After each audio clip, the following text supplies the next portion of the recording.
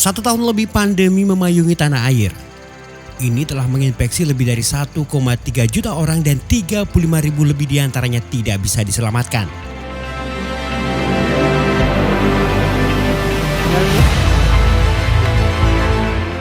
Masalah yang sangat serius adalah semua kebijakan untuk mengendalikan pandemi atau bahkan untuk sekedar menekan angka kasus penularan saat ini masih menunjukkan kegagalan.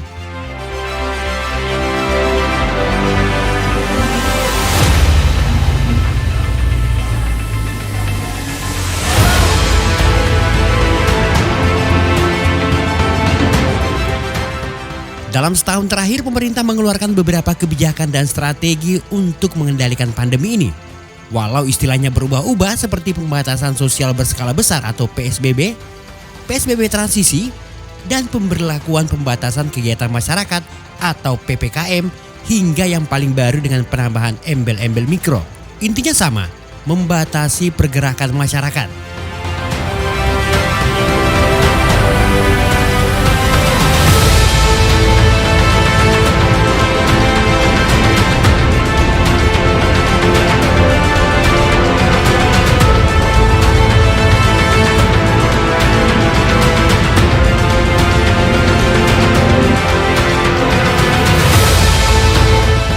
Setali tiga uang dengan berbagai kebijakan sebelumnya, PPKM Mikro saat ini juga memiliki potensi kegagalan yang sama. Setidaknya ada 3 kelemahan mendasar mengapa berbagai kebijakan tersebut gagal total mengendalikan pandemi saat ini.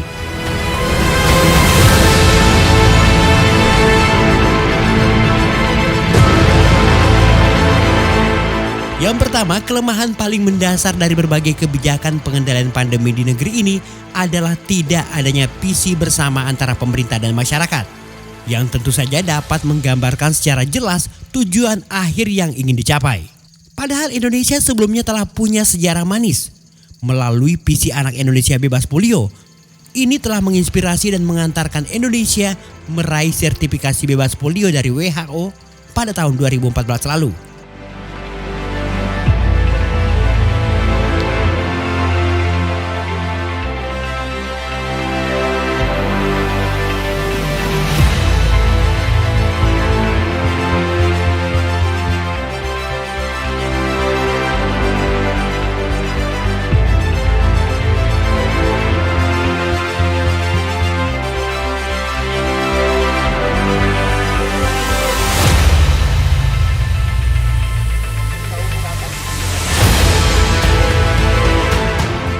Yang kedua, strategi yang reaktif dan tidak jelas. Kelemahan dari berbagai kebijakan pembatasan dari tingkat nasional hingga level kelurahan seperti PSBB, PSBB transisi, PPKM, hingga PPKM Mikro adalah tidak ada standar yang jelas.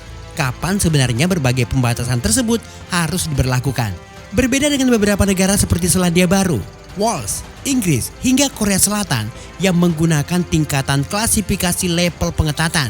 Semua strategi yang ada di Indonesia saat ini benar-benar memperlihatkan tidak adanya hubungan satu dengan lainnya dan dilahirkan secara reaktif dan tiba-tiba.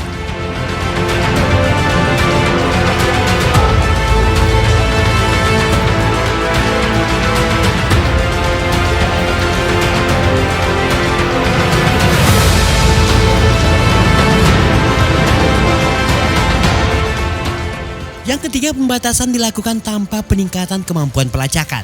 Strategi pembatasan sosial atau wilayah yang selama ini dilakukan pemerintah belum dibarengi upaya serius untuk meningkatkan jumlah pengetesan, pelacakan, dan isolasi. Padahal agar lebih efektif, sebuah upaya pembatasan harus diikuti dengan kegiatan pengetesan, pelacakan, dan isolasi secara besar-besaran. Sebuah kajian studi terhadap 22 artikel ilmiah dari berbagai negara telah membuktikan hal ini.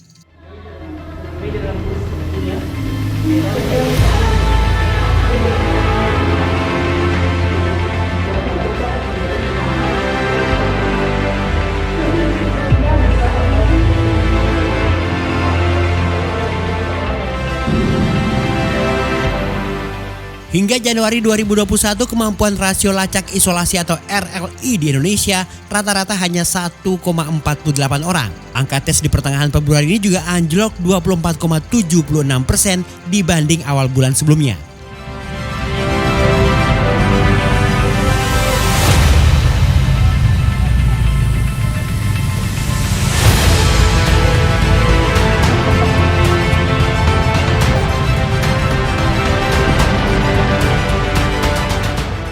Informasi ini dikutip dari theconversation.com.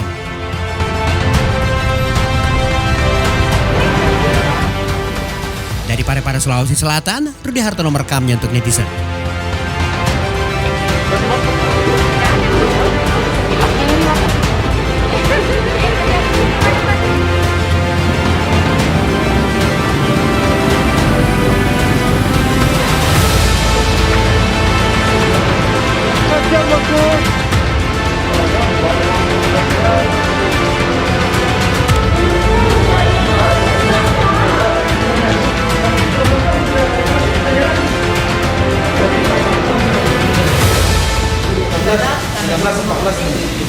Tolong dia patuhi itu deh Pak. Tolong patuhi. Saya itu mengambil tindakan kapan tidak dilakukan selesai. Tidak ada toleransi sekarang. Kita lihat bapak-bapak yang mulai jam berapa tersedia di sebelah jalan. Dan seharusnya dia harus tinggal tapi ya karena menjalankan tugas ini yang jalan tim gugus ya. Minta tolong ya. Pastikan ya.